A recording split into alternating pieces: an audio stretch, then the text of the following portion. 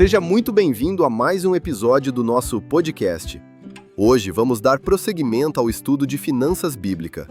Este é o episódio 2 da série, e quem nos conduz nesse estudo é o pastor Cleuton Souza, trazendo princípios bíblicos e práticos para alinhar dinheiro, fé e obediência a Deus. Não deixe de se inscrever no canal e nos acompanhar com os estudos bíblicos.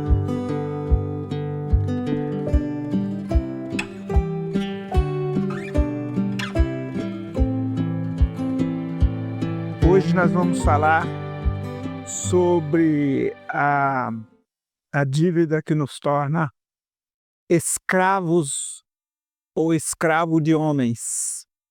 A dívida nos torna escravo de homens. Provérbio, põe aí, Daniel. Provérbios 22, versículo 7.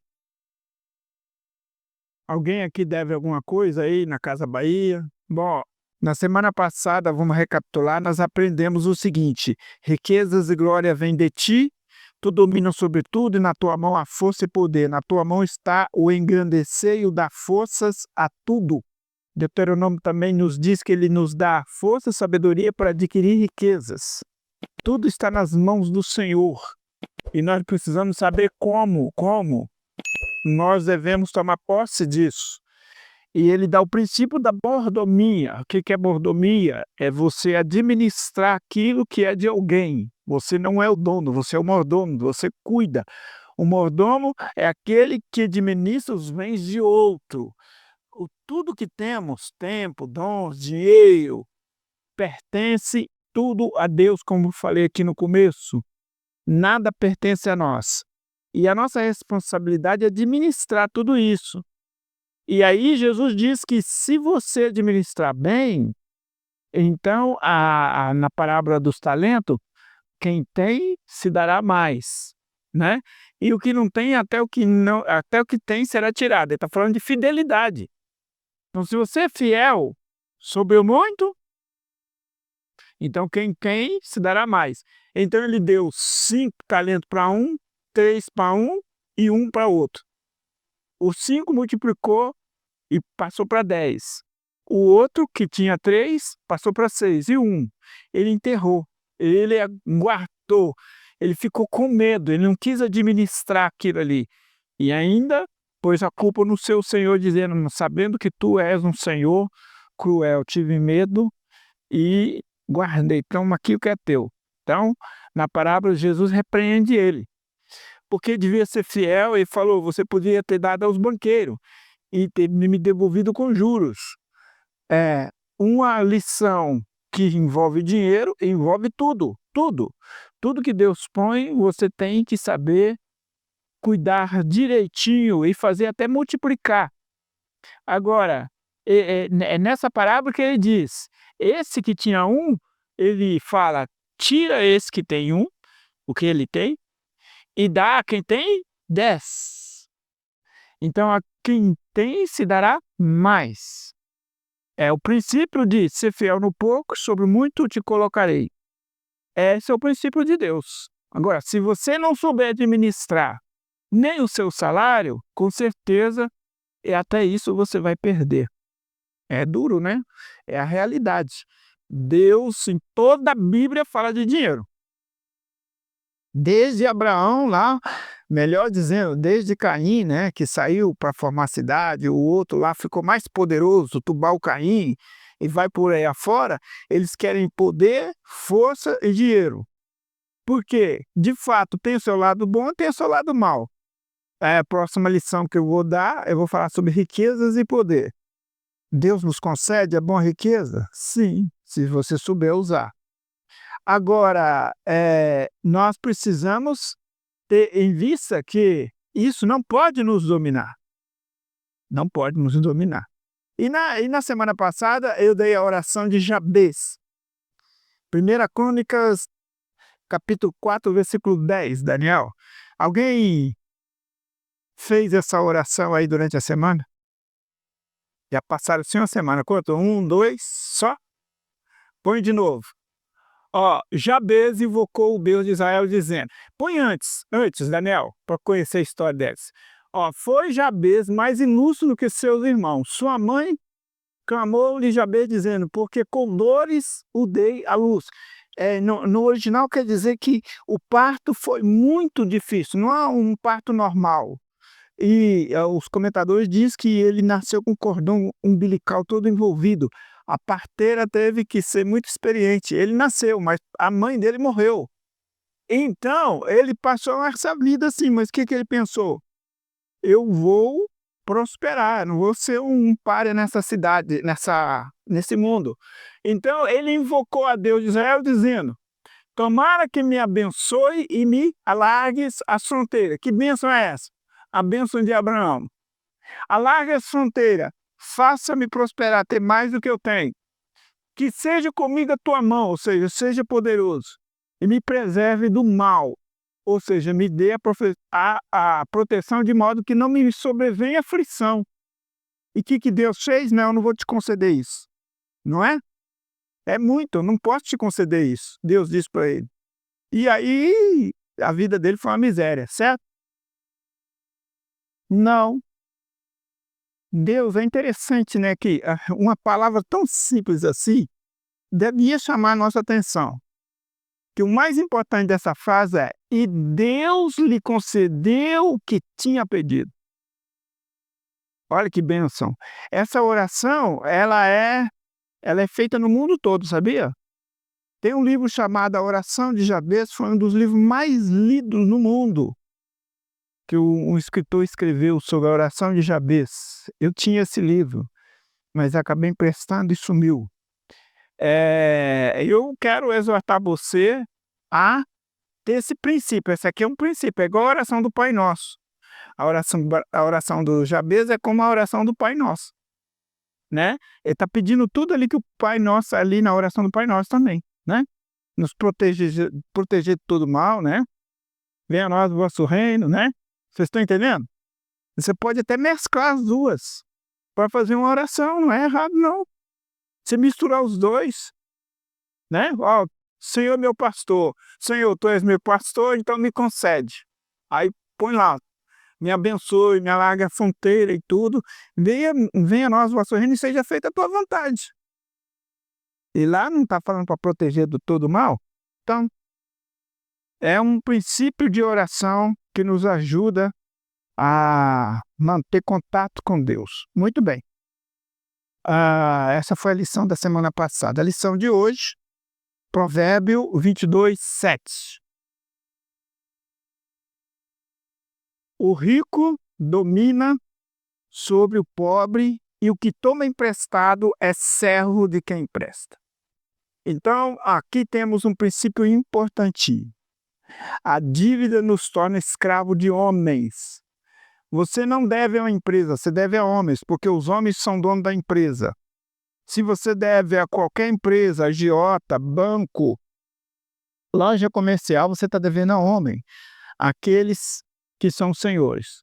Então, eu já vou logo te dizer, saia das dívidas. Com tudo que você tem, o provérbio diz, sai fora das dívidas, porque a dívida impede você de ser próspero e te faz escravo. Você vai trabalhar para pagar aquela pessoa. Você dorme com aquela pessoa na cabeça, aquela que você deve, ou aquela empresa, sei lá onde você está pondo o seu dinheiro, né? E ela faz você sofrer, e não somente você, mas toda a sua família. Toda a sua família se torna escravo por sua causa.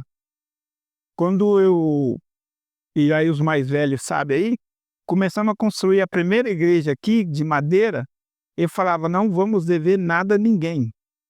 Eu construí, eu estou falando desculpa dizer, mas é eu que dei a ideia, né? Sei que vocês me ajudaram.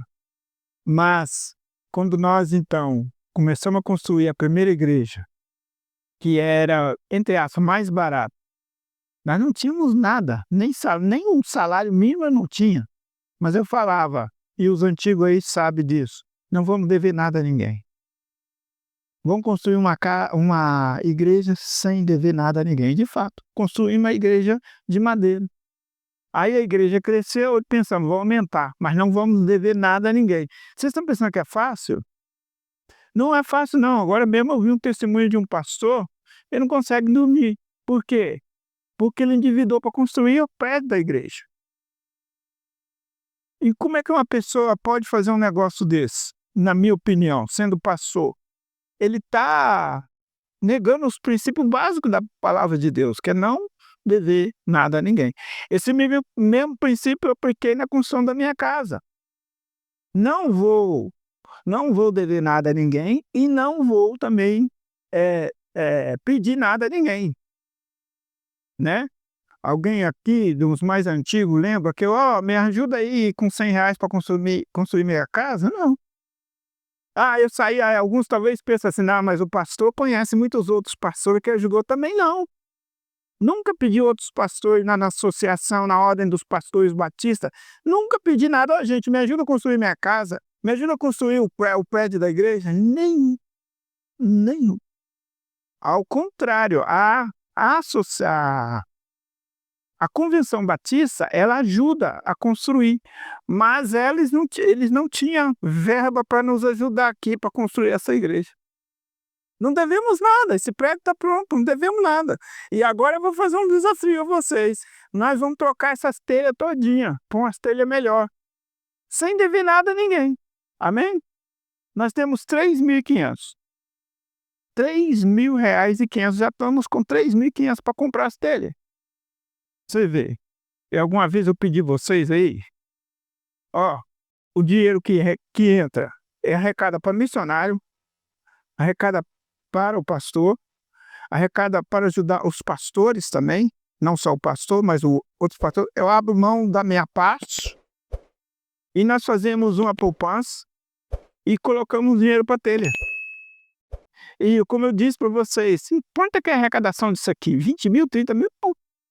Esse mês, como eu falei para vocês, foi 7 mil.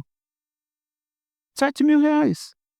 E aí, tira para o pastor, tira para missionário, tira para isso, tira para aquilo, paga a luz, paga a força, dá um salário para o pastor, com 7 mil reais.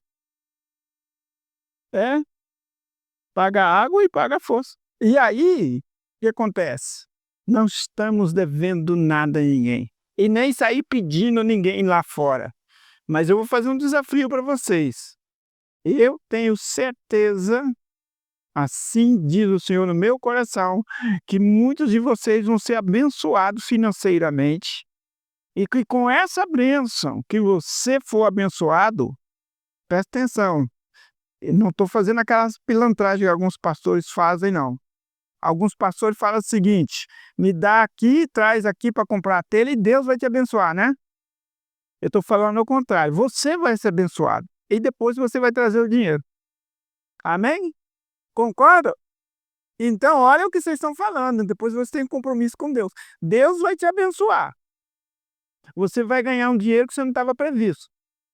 E desse dinheiro você vai tirar uma parte para ajudar na compra do telhado. Quem sabe que com o dinheiro que você receber dá para comprar todo o telhado. Amém? Alguém gostaria disso? Olha, com uma parte do que você receber, uma parte, dá para trocar todo o telhado dessa igreja. Aí você fala, bom, pastor, eu não tenho condição, eu ganho só um salário, eu ganho 2 salários. Né? Pois é, mas você vai ganhar mais do que isso. Alguém acredita nisso? Então, pastor, que seja eu, Senhor. Amém. Põe aí, Daniel, 2 Reis, capítulo 4, versículo 1. Olha, gente, no reino de Deus, tudo se torna luz por meio da fé. Certo? Tudo se torna real por meio da fé. Segunda Crônica, nós estamos falando sobre a dívida. Essa passagem vocês conhecem? Esse estudo já acho que se eu não me engano, é a 3ª ou 4ª vez que eu estou dando. Sempre tem coisa mais nova, né? Certo dia, uma mulher das mulheres dos filhos do profeta. Então veja, o profeta é um homem de Deus, amém? Estou entendendo? É um homem de Deus.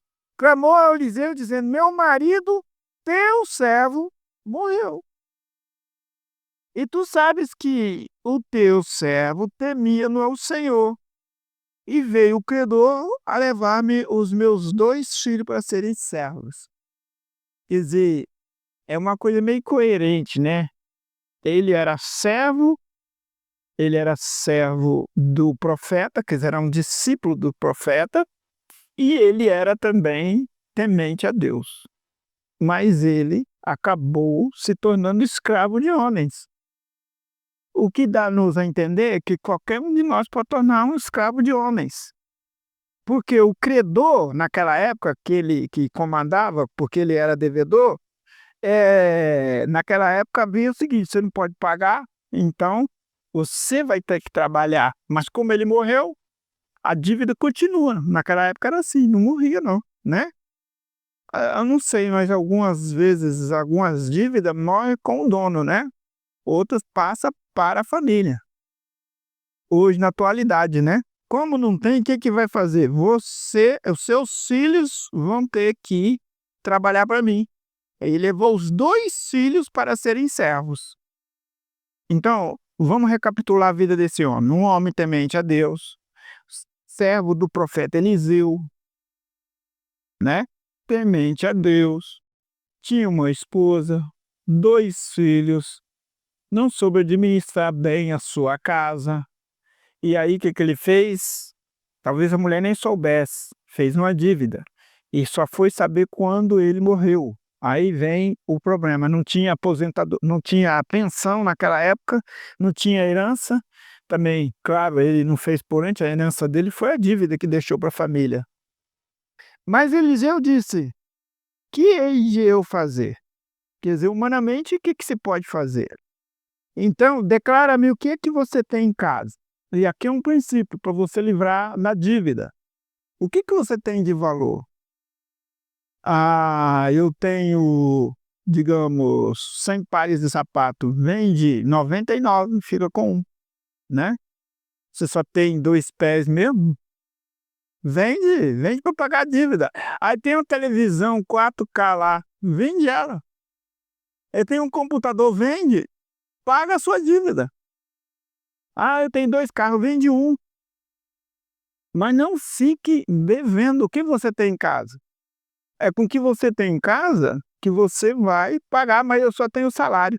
Então, você vai ter que pagar sua dívida com o seu salário. Vai ter que fazer um planejamento. No caso aqui, se a pessoa ela está, digamos assim, disposta, porque é o que Deus espera da pessoa, que ela se livre da dívida e ela está disposta a obedecer, Deus vai ajudar. Foi o que aconteceu aqui, ó. Ela diz assim: eu não tenho nada em casa, senão a botija de azeite. E uma botija de azeite era caro, não era coisa barata. O azeite não era só para pôr na salada, o azeite era uma espécie de combustível para lamparinas, sabia? Alguns diz óleo, outros diz então petróleo. Na verdade, não se sabe exatamente, mas esse azeite, ele era usado para várias coisas e era caro. E uma botija era uma coisa cara. É o que eu tenho. Então, é a única coisa de valor. Ela não tinha joias, ela não tinha moda, não tinha nada, só tinha isso. Aliás, nem panela não tinha direito, depois nós vamos ver, né? Aí, então disse ele: vai, pede para ti, ó, vai pedir às vizinhanças vasos emprestados a todos os teus vizinhos, vasos vazios e não pouco. Não vai pedir dinheiro emprestado para pagar outro. Tá entendendo? Não vai pegar agiota. As pessoas enganam as coisas, se enganam, né? Não, eu vou pedir o vizinho então. Não, você vai pedir algo que o vizinho pode te dar para você ganhar dinheiro, e não dinheiro. Não vai se endividar outra vez. Imagina se ela for pedir o vizinho dinheiro para pagar a dívida. Então, vai lá e pede a todos os vizinhos vasos vazios, não pouco, gostei muito vaso. Então, Entra, fecha a porta sobre ti e sobre os teus filhos, ou seja, coisa só de família. Deita o azeite em todos aqueles vasos e põe à parte o que estiver cheio. Ou seja, pegou os vasos lá, põe, enche dentro de casa ali. Já está tudo aí dentro? Tá, muito bem. A ideia é o seguinte: você tem que trazer todos os vasos. Não adianta ficar enchendo, vamos sair para comer. Não. Se você sair, vai parar o azeite. Você tem que já estar, porque a questão é de fé. A questão é de fé. Eu penso assim, que se eu tivesse lá falado, eu pensaria, bom, então eu vou pegar a caixa d'água, não vou pegar vaso, não. Me arranja a caixa d'água emprestada e os seus painéis, né? Eu ia encher até não caber mais dentro de casa. Então, no versículo 5, partiu, pois, dele e fechou as portas sobre si, coisa de família. Família tem que estar junto. Ela e os 2 filhos estão montando uma empresa de comércio de azeite. Acho que o seu irmão, o seu colega tem, né, ô Tinel? Seu irmão tem uma empreitada lá, né, tem um comércio de azeite. E, ó, o preço do azeite hoje está caro, mas não é esse azeite não, mas tudo bem. Partiu, pois, dele, fechou sobre si e seus filhos, e eles lhe traziam os vasos e ela os enchia. Muito bem, o que vai fazer com isso agora? Quando todas as vasilhas estavam cheias, ela disse a um dos filhos: traga mais. Mas ele diz: já acabaram. Então o azeite parou de correr. Acabou. Na hora que falou acabou, acabou também o azeite. Um empreendimento. Isso aqui chama-se empreendimento. Uma das formas de ganhar dinheiro é você arranjar algo extra para você fazer para ganhar dinheiro. Pelo menos por um pouco de tempo, se for o caso. Vou trabalhar 1 hora extra. Eu trabalho até às 6, até às 4, até às 5. Então eu vou trabalhar das 5 às 6 fazendo algum bico até às meia-noite. Eu vou sofrer, trabalhar muito, mas vou pagar essa dívida. É uma coisa de família. A família está envolvida, amém? Porque a família também se tornou escravo. E qual o maior problema que temos quando o chefe da casa ele fica endividado? Toda a família sofre. A dívida faz toda a família sofrer. Então, aqui tem. Mas ela não sabia o que fazer agora. Ela fez o quê? Foi e contou tudo ao homem de Deus, que lhe disse. Bom, ela não pensou. O que ela pensou, né? E agora, o que eu vou fazer com esse monte de azeite? Você não sabe o que fazer? Vai lá pedir a Deus. Entendeu? Foi o que ela fez. Bom, é agora. Ela não pensou que aquilo ali é um empreendimento. Olha só. Você nem sabe o que é isso. Não tem orientação. Vai pedir orientação. Como que eu faço para ganhar um dinheiro extra? Senhor, eu preciso ganhar um dinheiro extra para me livrar dessa escravidão. O que o Senhor me orienta? Às vezes você tem dentro de casa. Meus filhos aí sabem mexer em celular, mexer em computador. Eu já falei para eles, ganha dinheiro com isso. Ganha dinheiro com isso. É o que Deus deu. Além daquilo que você já tem, você pode fazer isso, né? Então, quando acabou, ela perguntou, o que o homem disse? Vá, venda o azeite. É simples, né? Mas ela não está sozinha. Ela tem 2. São 3 para vender o azeite. São 3. A família toda está envolvida. A família toda vai trabalhar agora. Olha o azeite! Quem quer comprar azeite? Azeite preço de banana. Né? Rapidamente, o azeite, volto a dizer, era caro. Todo mundo precisava do azeite. O azeite para as lamparinas. Todo mundo precisava. É combustível. E também para cozinhar, né? Então, vá e depois que você vender, saia de férias, vai para o Nordeste, descansa lá. Sabe o que algumas pessoas fazem com o dinheiro que elas recebem? Ela queima tudo. né? Agora vai chegar. Vai chegar o 13º. O que que faz? Opa, um salário a mais. Queima ele, aliás, antes de chegar já acabou. Já acabou o 13º. Se você tem dívida, vai lá e pague. É o que o profeta falou. Vá que pague a sua dívida. Paga. Você e seus filhos ainda poderão viver do que sobrar. Olha, a bênção é tanta que agora, se você arranjou e deu certo aquele meio ali, rapaz, aquilo ali é uma outra fonte de renda. É uma outra fonte, você pode viver o resto da vida com aquilo. Deu certo, deu certo. Eu, antes de conhecer Jesus, eu tive uma fábrica de panela. Panela de alumínio batido, sabia? Panela de alumínio batido. Essas panelas grossas, feitas, sabe de quê? Feita de alumínio. Eu tinha um forno, derretia tudo aquilo ali. A gente comprava no ferro velho, o alumínio era de esses bolsão que, né, tava de acidente e tudo. Comprava aquele alumínio, era o melhor que tinha, derretia, fazia uma poluição danada, que era óleo, o forno. É, formava o molde da panela na areia, era uma areia especial, enchia aquilo ali, depois lixava, nós tinha lixadeira, lixava aquela panela e depois tinha que vender. E a gente saía em interior de Minas para vender as panelas. Eu já fui até na Bahia para vender panela. E eu não tinha vergonha, eu saía mesmo na rua dizendo, panela, panela, com a panela assim, ó, pá, pá. Sério, eu sempre fui bom vendedor. Pá, pá, batia a panela boa, olha aqui, dona de casa, panela boa mesmo. Pegava assim na mão dela e colocava a panela na mão da mulher. É, sério.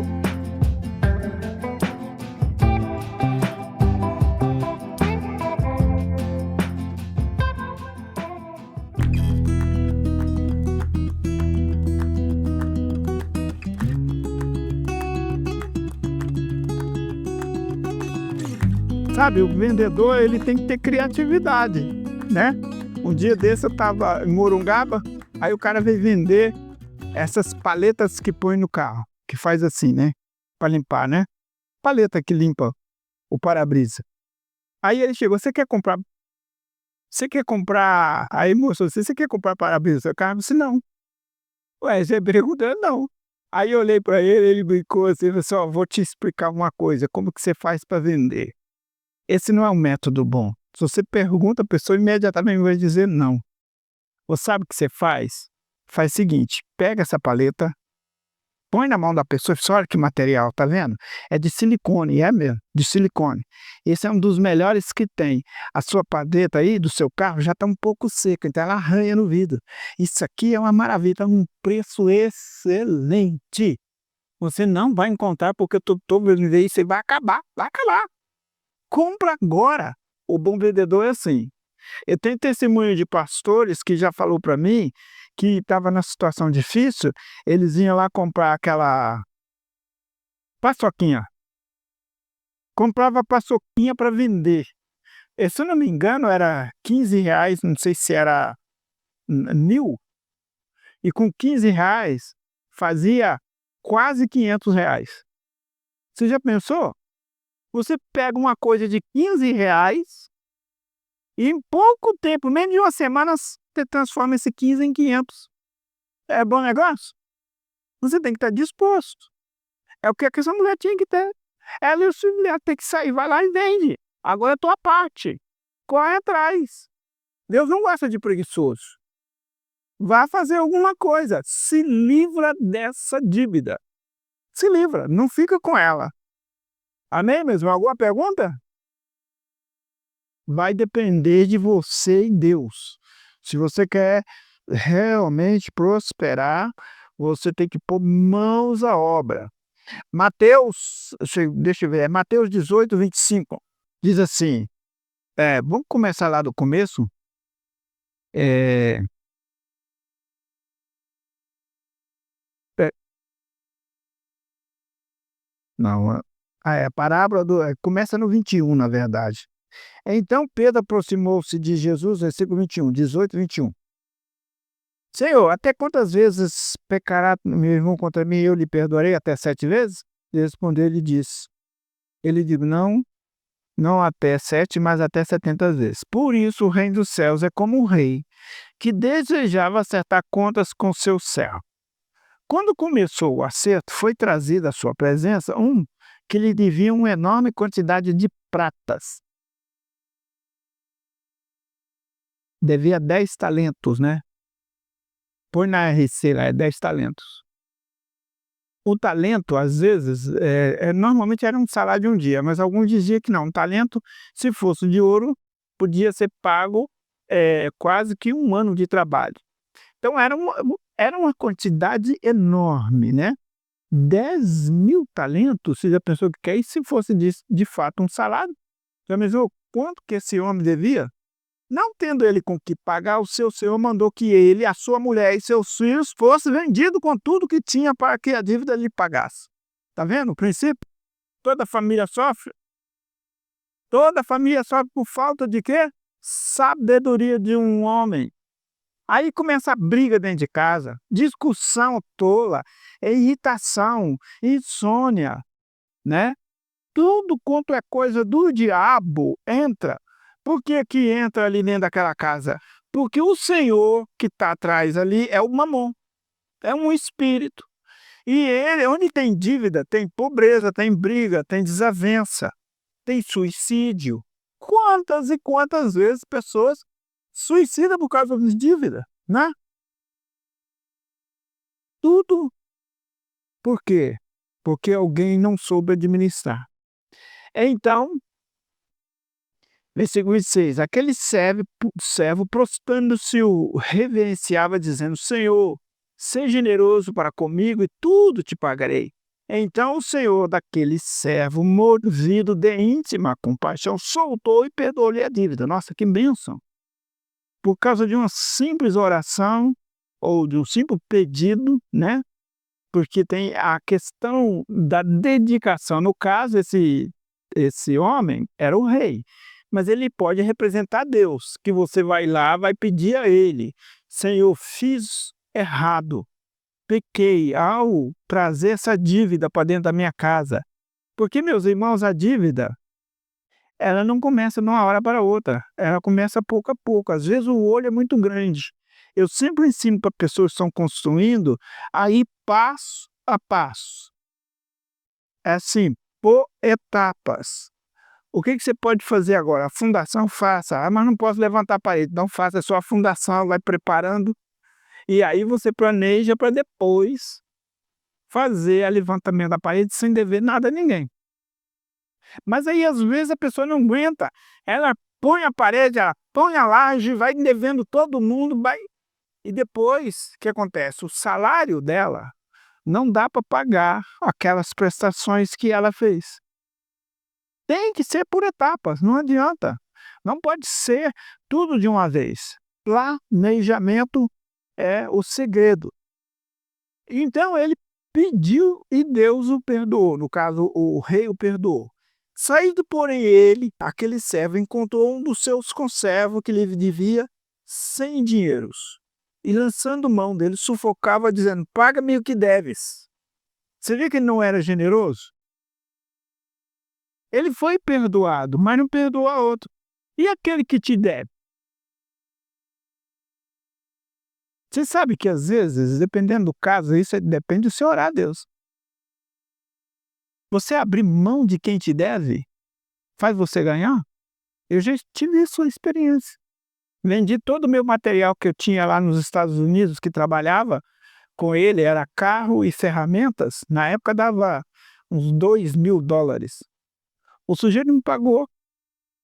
Até que eu ficava angustiado, ficava lá, ficava cobrando da mulher dele, né? Eu vim para cá e ficava a mulher dele morava aqui no Brasil. Eu ficava cobrando aí, a mulher estava passando uma pindaíba danada, passando até fome com 2 crianças.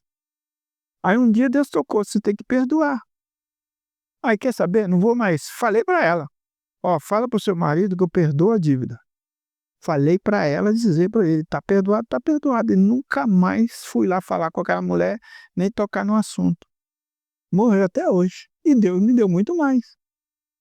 Você tem que saber que se você deve, talvez alguém te deva alguma coisa. E não é só dinheiro. Qualquer coisa que alguém te der, perdoa. É o princípio do perdão, né? Perdoa tudo. Faça um exame de consciência. Quem você deve e quem deve você. Façam em geral. Esse homem aqui, ele era egoísta, quer dizer, ele só pensava nele. E aí ele não quis perdoar aquele que devia bem menos, né? E o que ele fez? Ó, então seu companheiro, prostrando aos seus pés, rogava dizendo: seja generoso comigo e tudo te pagarei. Olha, da mesma forma que ele fez com o rei, o outro fez com ele. Ele, porém, não quis. Versículo 30. Antes foi encerrá-lo na prisão, até que pagasse a dívida. Vendo os seus conservos o que acontecia, consistaram-se muito e foram declarar ao seu senhor tudo que se passara. Então o seu senhor, chamando a sua presença, disse-lhe: servo malvado, eu perdoei toda aquela dívida porque me suplicaste. Não devia tu igualmente ter compaixão do teu companheiro, como eu também tive misericórdia de ti? Olha que maravilha! Se eu quero ter misericórdia, já imaginou alguém chegar para você e dizer: ó, sua dívida é grande, mas eu resolvi hoje te perdoar. Alguém já passou por essa experiência? Dever alguém te perdoar a dívida em dinheiro? Nunca. Não é bom? É gostoso. Ó, obrigado. Eu também já tive essa experiência. É maravilhoso, né? Quando alguém chega para você e diz: não, não precisa pagar, tá livre disso. E aí eu estou falando de dinheiro, mas também tem a questão de ofensa, tem toda outra questão onde é dado essa dádiva maravilhosa de perdão, né? Não devia tu fazer a mesma coisa? Então faça com o outro também. Às vezes você está pedindo a Deus, uma pessoa está te devendo 100, às vezes você não está cobrando, mas está amaldiçoando a pessoa. Fulano me deve, até hoje não pagou. Às vezes você pode não estar cobrando a pessoa, mas está com aquilo na cabeça lá. Está com aquilo na cabeça. Se fulano me pagasse, se fulano me pagasse. E eu vou te dizer, você pode até dizer para a pessoa: escuta, você tem condições de pagar? Se não, mas ele pode fazer como esse cara está falando aqui, ó. Ser generoso para comigo e tudo te pagarei. As pessoas cristãs, pelo menos que eu saiba, os cristãos genuínos, elas querem pagar a dívida. Se elas querem pagar a dívida, isso é um princípio cristão que está no coração de todo servo de Deus, você pode ter certeza que você pode fazer um planejamento também para você pagar a sua dívida. Entendeu? Se você deve, vamos dar um absurdo aí, né? 10 mil reais, você ganha só 1.500, deve 10 mil. Vai lá, por exemplo, os bancos hoje em dia fazem isso, você vai lá e entra num acordo com o sujeito. Oh, eu nem aconselharia cair na mão do agiota, porque o agiota vai ser pior ainda. Se você chegar para ele: não, vou te pagar, ele vai triplicar esse valor. Cuidado, né? Já lidei com pessoas que devia, cristão. Gente, pelo amor de Deus, nunca caia na mão de um agiota. O agiota é a pior coisa. A agiota é enviado pelo demônio. Esse vai te tornar escravo mesmo, não vai ter misericórdia, ele vive daquilo. Se um filho de Deus, por isso que em geral o filho de Deus não pode ser agiota. Nunca entre nessa, nunca seja agiota. Quer igrejas, sabia? Pastores que pegou o nome da igreja, dinheiro de agiotagem para construir ou para fazer algum tipo de trabalho na igreja. 34. Indignado, seu senhor entregou aos atormentadores. Sabe o que é atormentadores? Ou torturadores. Quem são esses torturadores? Aqueles que trabalham na consciência. Entendeu? Trabalham na consciência, torturando. A pessoa não tem mais paz, ela fica devendo, ela fica com aquilo o tempo todo na cabeça, ela toma atitude igual ele falou ali, ó, pior ainda, ela, né, amarra toda a família nisso, tem briga, a mulher às vezes não concorda, o cara tomou atitude sozinho, né. Os filhos agora não tem mais aquilo que é básico, porque a pobreza vai entrando, sem contar que, né, a pessoa fica, vamos dizer assim, sem paz interior. Ela não consegue viver a vida cristã, de fato, porque ela dorme com aquilo ali na cabeça. Quando chega o salário dela, já está todo comprometido.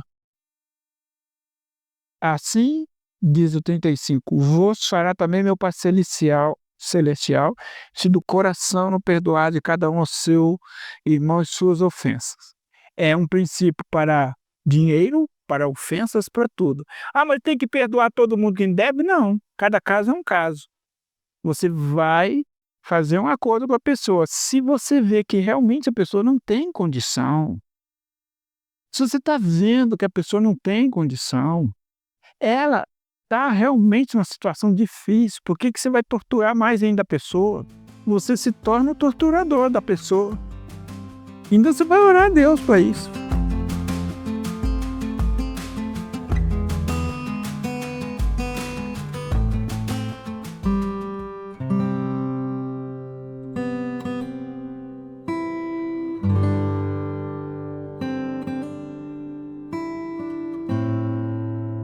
Muito bem, Provérbio 27, 12. O prudente vê o mal. Não, 27, 12. O prudente percebe o perigo, ou seja, a pessoa esperta sabe, busca refúgio, mas os ingênuos segue adiante, sofre a consequência. Ou seja, não pensa e acaba sofrendo a consequência. Provérbio, agora 13, né? O 13.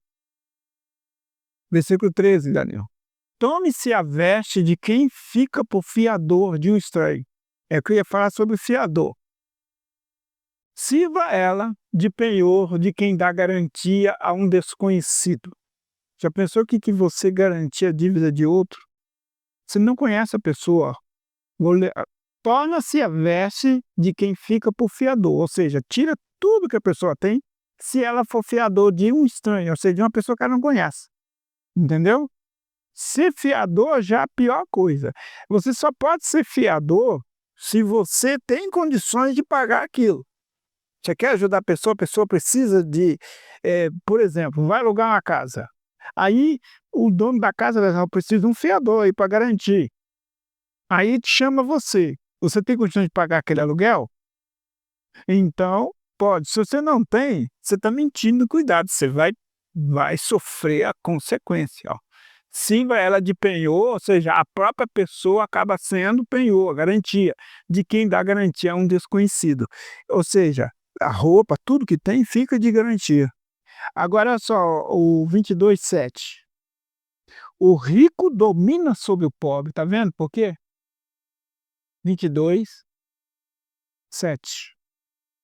O rico domina sobre o pobre, tá claro.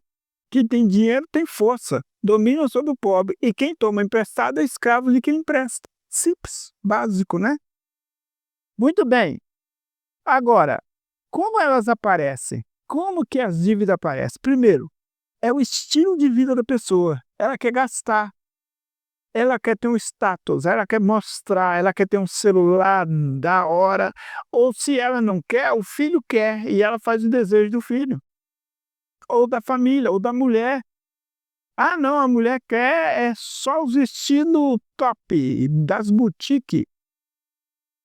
Aí pronto, ele vai endividando por causa disso, né? Provérbio 10:3. Isso é avidez. Provérbio 10, versículo 3. Daí, ó, o Senhor não deixa o justo passar fome. Isso é um princípio básico, mas tem filho de Deus que passa fome? Sim ou não? Sim, por quê? Frustra a ambição dos ímpios ou do injusto. A ambição, o status, o querer se apresentar, ou ir mais além daquilo que pode? Por que que eu vou empreender algo para gastar se eu não posso? E aquilo vai comprometer toda a minha família. Ah, não, vão comprar. Está vendendo barato ali. Está vendendo um carro barato, mas eu não tenho condições. O carro está barato mesmo, mas eu não tenho condições. Aí eu vou lá, compro e fico com aquela dívida. Ah, mas depois vende. E se não vender?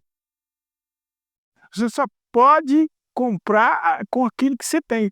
Por isso que mais tarde nós vamos ver sobre o princípio da riqueza, que quando você põe o dinheiro guardado, essas oportunidades que aparecem, essas são justas, sim. Você pode comprar algo barato para depois vender caro. E agora você já pensou? Comprar coisa que é fútil, como aparelhos eletrônicos. Por exemplo, gente, eu penso diferente de muita gente. A pessoa pensa assim: "Nossa, olha lá, aquele air fryer, olha, top, R$ 1.000, top". Aí ela compra aquilo fica ela vai gastar uma energia danada.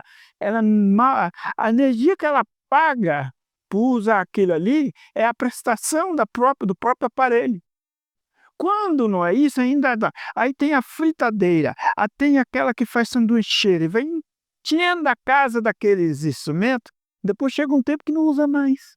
Então, às vezes falta de controle dos gastos. Se você ganha 1.500, gente, nunca, nunca, nunca você vai poder ter uma dívida mais de 1.500, não pode. Aliás, nem 1.500 você não pode.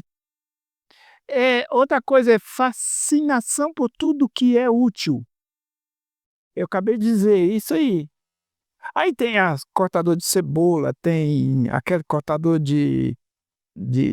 como é que chama? De legume, e vai entulhando aquilo lá dentro de casa, vai depois nem sabe mais para que serve aquilo. É, quem tem isso em casa e usa? Quem usa isso, né? Não é verdade? Faqueiro para churrasco, divino. As músicas do Pierre. Aí você vê: "Não, mas tá barato, olha lá, faqueiro para churrasco". Você usa o churrasco uma vez por mês, por ano. Uma vez você faz churrasco, aí você compra um faqueiro de R$ 1.200 sem ter condição, para impressionar. Porque aí você, né, quer impressionar as pessoas que vai lá, o faqueiro aqui. Aliás, eu tenho por experiência que essas pessoas que têm faqueiro de churrasco, nunca usa, fica sempre no enfeite lá.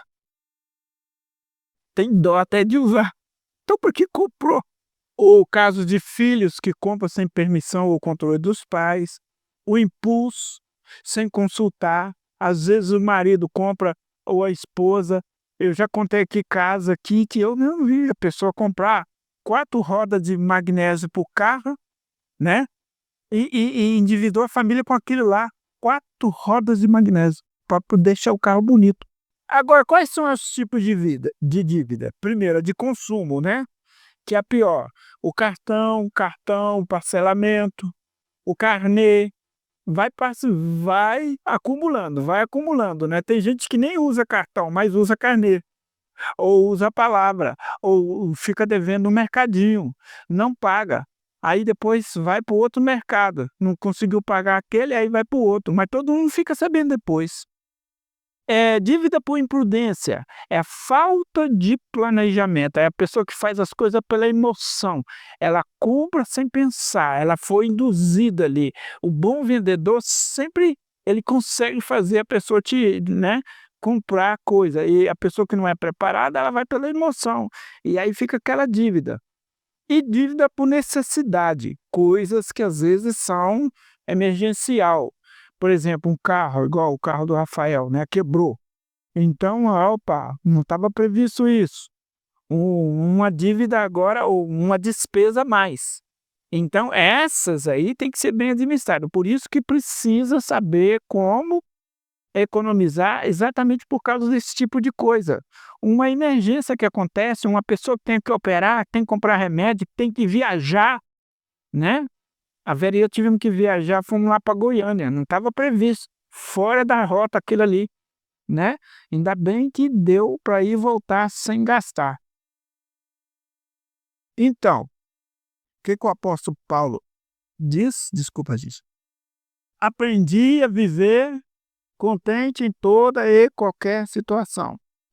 O princípio é: alguém pagou as nossas dívidas. Quem foi que pagou? Jesus pagou. Então, por que eu vou ficar devendo? Se nós, no final, estamos dizendo aqui que, no final das contas, a dívida nos torna escravo. Aí eu procurei algumas frases aqui, ó. Provérbio 15:17. Melhor é um prato de hortaliça onde há amor do que o boi cevado e coelho ódio. Melhor você ter pouco em casa, mas está tranquilo, sem dívidas, do que tem lá um bife, tem um monte de coisa lá, mas tem ódio, tem briga. Provérbio 17:1. Melhor é um pedaço de pão seco com paz e tranquilidade do que uma casa farta de carnes e briga. Quer dizer, que adianta você ter, né, carne, tá farta de carne, mas tem briga. Ou seja, é briga por causa da dívida. Algumas frases que eu pensei: a dívida não prende só o devedor, ela aprisiona a família inteira. Quem vive endividado perde a própria liberdade e rouba a paz da casa. A dívida transforma o lar em extensão do credor. Ou seja, quem manda na casa é o credor, é aquele que se deve. Endividar é colocar a família sob jugo. Quando a dívida entra, a paz da família sai. Muito bem, implicação, para a gente encerrar. É permitido que eu deva alguma coisa? Sim, desde que esteja sob controle. Você só precisa saber, por exemplo, tem dívida que nós temos que não tem jeito, vai ter que pagar. Água, luz, internet hoje é necessidade, então isso é uma dívida, você tem que pagar. Então você tem que entender que essa dívida aí tem que estar dentro do seu orçamento. Então, não ultrapasse 20% daquilo que você ganha. Você vai fazer uma prestação, eu preciso comprar um eletrodoméstico, alguma coisa. Não passe de 20%. Num salário, por exemplo, é 1.500, né? 10% é 150, 20% é R$ 300. Não ultrapasse R$ 300. Uma prestação de R$ 300 para quem ganha 1.500 é muito. Não passe. Exatamente, você tem que controlar para que você gaste menos do que você ganha. Esse é o principal objetivo.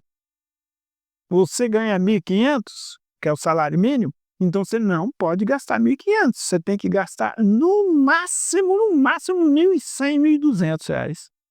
E o resto, pastor? O resto é para investir. Quer dizer, ainda tem que tirar o dízimo, né? Você tem que tirar o dízimo do Senhor. Ela é do Senhor. Então não é 1.500, é 1.350. Desses 1.350, então, você tem que tirar aí pelo menos aí uns 10%, ou bom pôr R$ 100. Tira R$ 100 todo mês. Sacrifica R$ 100. No final de um ano, quanto que vai dar? 1.200. Se ele está investido, vai render um pouco mais. Se tiver bem rendido, rende mais ainda, se você souber onde aplicar. Aí você tem aí 1.200 mais o rendimento, vamos pôr 1.300. No final, com esse dinheiro aí, você tem uma reserva. Como eu já falei, já dei o exemplo de uma pessoa que comprou uma bicicleta na época por R$ 1.500, ela estava com esse dinheiro guardado, a bicicleta valia 2.000 e tantos, ele comprou e logo vendeu. Então aquele 1.500 que ele tinha, né, guardado, serviu para comprar algo à vista, ele vendeu e de 1.500 pulou para quase 3.000. Já pensou? Agora, se ele não tivesse esse dinheiro, a pessoa precisava de dinheiro que iria à vista. Então, seja também pontual. Se tem que pagar, paga. Não fica enrolando. Não é para pagar. Tem gente que faz o seguinte: eu tenho 4 prestações. Uma paga no mês, salta uma, paga a outra, salta uma, paga a outra. E aí vai acumulando. Tem gente que acha que isso é sabedoria, gente. Você já fez isso? Se você fez isso, para com isso.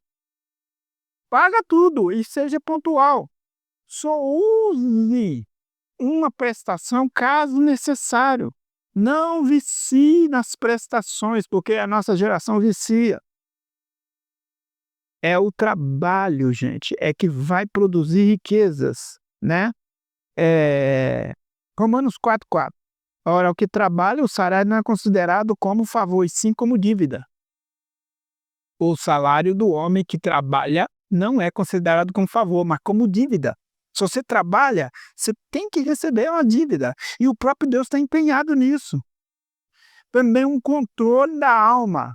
Se um homem não controla a sua alma, pode ter certeza que na sua alma vai entrar tudo quanto é coisa ruim. E uma delas é essa, é tornar ele escravo, né? Provérbio 13:4. O preguiçoso deseja e nada tem, mas a alma dos diligentes se farta. O preguiçoso deseja e nada tem. Eu queria livrar dessa dívida. Mas o que está fazendo? Ele deita lá no sofá, fica olhando para a TV, fica comprando mais coisas para comer ali, vai endividando, não quer livrar. Preguiçoso, não quer trabalhar. Tem que trabalhar, tem que correr atrás. A oração, vou falar uma coisa meio estranha para vocês. A oração não te livra da dívida. Sabia? O que te livra da dívida é você trabalhar e correr atrás, é a fé. Tem coisas que você ora, tem coisas que você tem que agir. A dívida é essa. Não adianta ficar orando. Deus já falou, meu filho, eu quero que você livre disso aí. E aí, então, você tem que pôr mãos à obra. Aí você tem que pedir a Deus, Senhor, me ajuda como? É como? Você vai se livrar igual aquela mulher. O profeta deu ela a instrução, Deus vai te dar a instrução.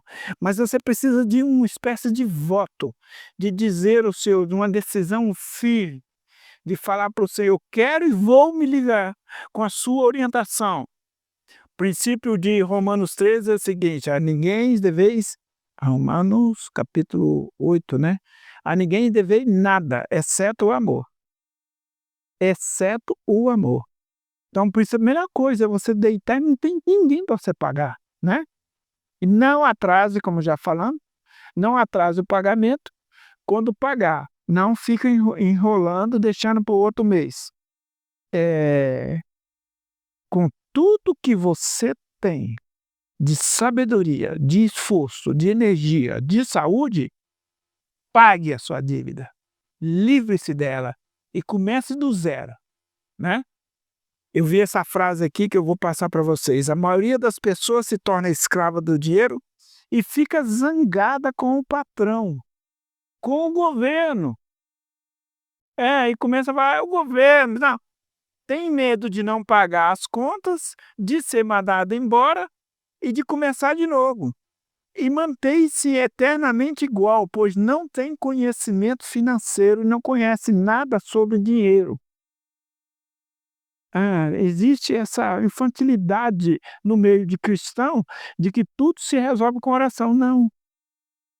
Deus nos dá as duas coisas, a oração e a fé. As duas coisas têm que andar juntas. Eu tenho que orar, mas eu tenho que ter fé, buscar, ir atrás, correr, fazer a minha parte. Amém? Alguma pergunta, meus irmãos?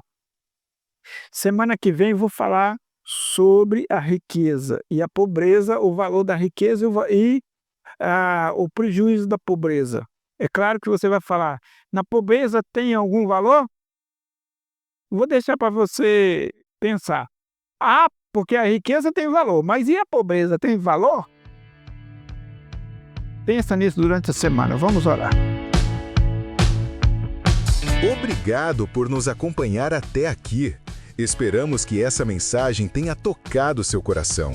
Siga o pastor Cleuton Souza nas redes sociais e não perca o próximo capítulo dessa jornada de fé. Até lá!